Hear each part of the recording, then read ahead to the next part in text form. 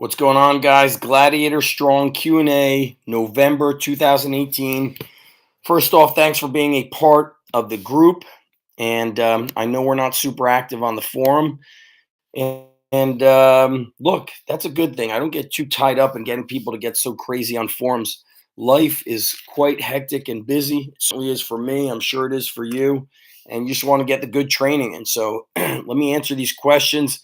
They were posted a while ago, and I got to admit, my being back to teaching is not so much what makes it tough, but I gave up my prep period to teach another class. I actually teach autistic kids during that prep period instead.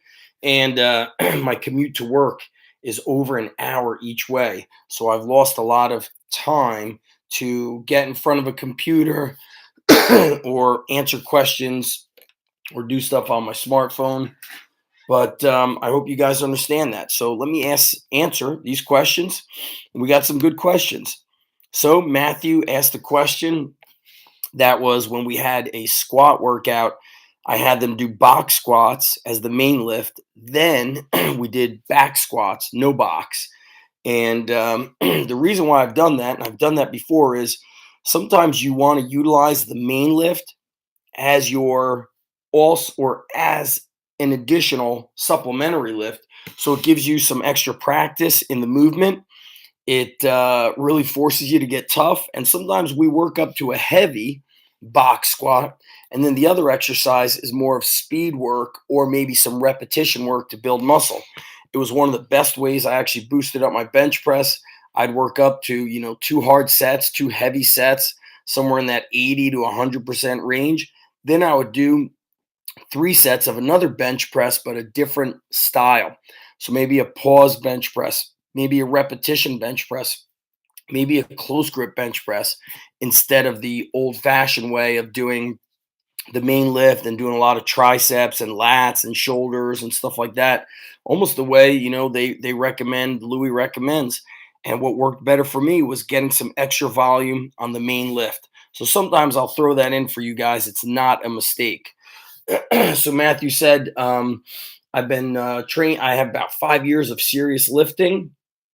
I normally still hit PRs, or at least I'm able to lift up to 95% just about every time I train one of the big lifts.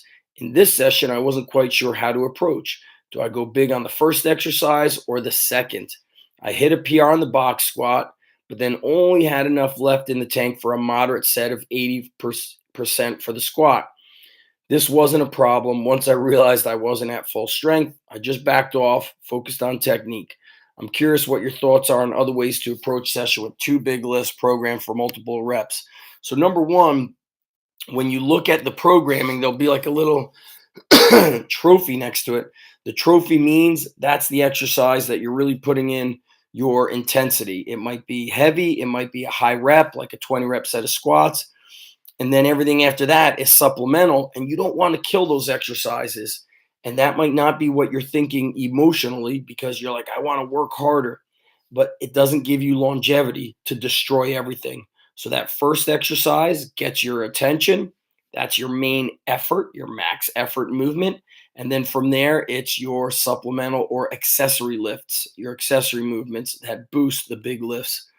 So the other thing I'd like to say is what I do, especially when I train in the morning and I'm so pressed for the time, is I do a lot of sneaking stuff in and just getting shit done.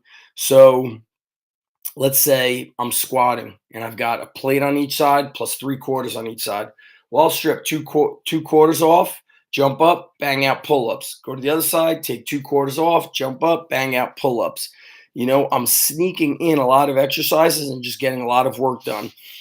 At my age, with the injuries that have, bothered me since my sophomore year in wrestling, my left shoulder and right knee, they're really bothering me. I don't want to say a lot, but enough where I know that I'm just not going to hit my best numbers anymore. Unfortunately, those days are gone. Um, and that's just what's going to be safer for me as a family man, as a business owner, as a teacher, not trying to kill myself. And maybe next year, if I'm not working so far away from home and I could get more sleep, that might change things. But right now, I'm pretty much like 6 hours of sleep, when really, if you're lifting heavy, you got to shoot for those 8 hours of sleep. Um, Next question, also from Matt. He goes, oops, I must have missed one of his things. Oh, here we go. So Matt says, as a health coach, I don't have to open a gym. So I guess he's meaning that's his career. And a health coach is a pretty general, statement. So I'm not sure what exactly you do, Matthew.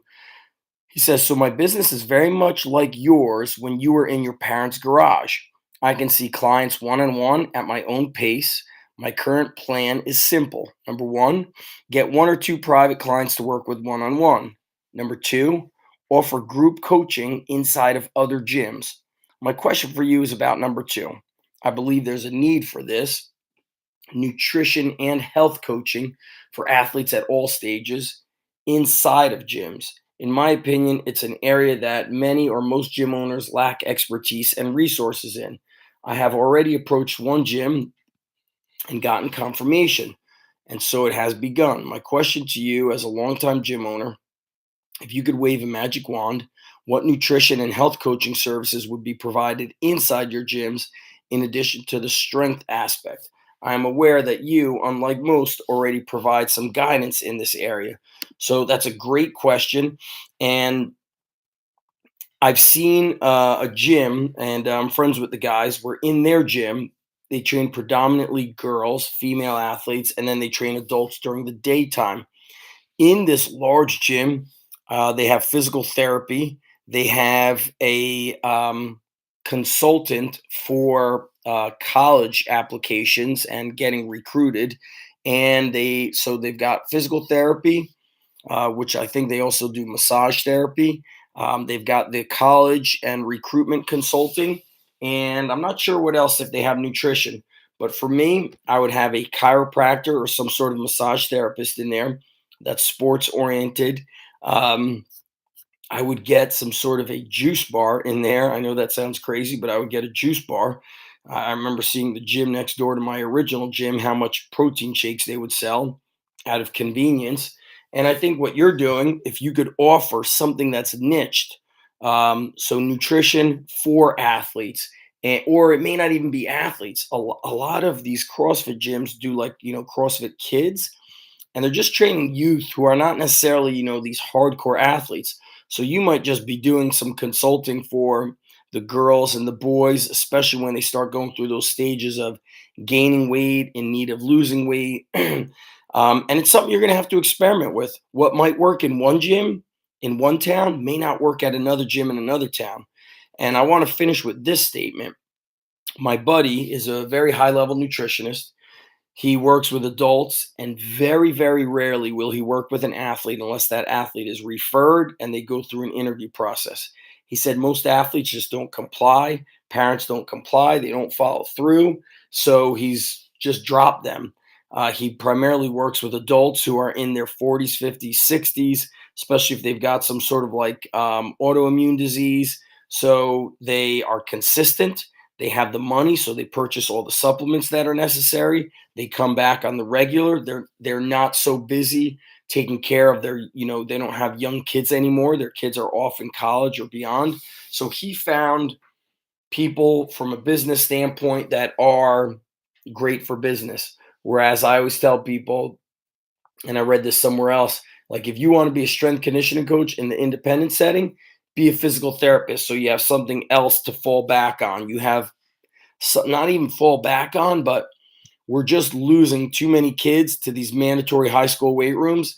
And until there is a mandate or a law for having some sort of a qualification to be the high school strength coach or the high school weight room supervisor, that's going to be a major, major issue in keeping athletes consistently. Hence why I am in the school systems. So I hope that helps you out, Matt. Keith has a good question, says, I've got a question regarding training volume. Sometimes when I write my own program, when I'm preparing for a powerlifting meet, I burn out or the body gets beat up after about 2 weeks. I do the training to about 4 to 5 days a week with about 4 blocks, one being my main lift and the other being accessories, but maybe supersets of 3 sets. Any help on understanding and regulating volume would be great. So evidently you're doing too much volume and or your lifestyle is out of whack, Keith. You might not be sleeping enough. You might not be getting enough protein, enough carbohydrates, enough fats. You might have too much stress emotionally or somewhere in your life where you're unable to um, you're basically that stress, your body is stressing from lifting and from other things. So you've got your cup of stress, and it's weightlifting stress, life stress, work stress, lack of sleep creates more stress. And you shouldn't be feeling banged up and burned out from 2 weeks. So what you need to do is go to Prilpin's chart, which will show you, it'll give you exact numbers and how much volume you should use to avoid that burnout. But some people mentally don't always connect with that. But it sounds like you need to decrease your volume, increase your rest, dial in the nutrition and the whole system. Right now, you're looking at training, and it could be other factors that I don't know about. Like I said, sleep is huge. When I sleep 8 to 9 hours a night, I feel like I could destroy the gym, but I don't sleep like that. And I notice a tremendous difference.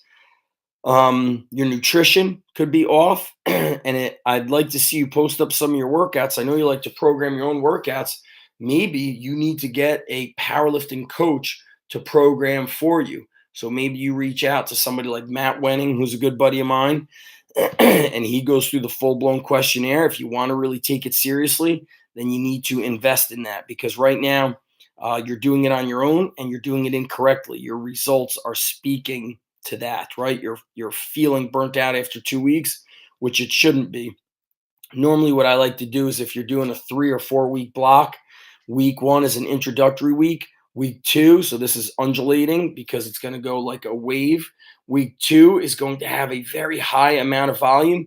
Week three is moderate. And then week four is a deload, or what I like to call a reload, just going lighter and giving the mind and body a break, catching up on things like sleep, catching naps. All of these things are huge factors. When I was at my strongest, I trained every other day.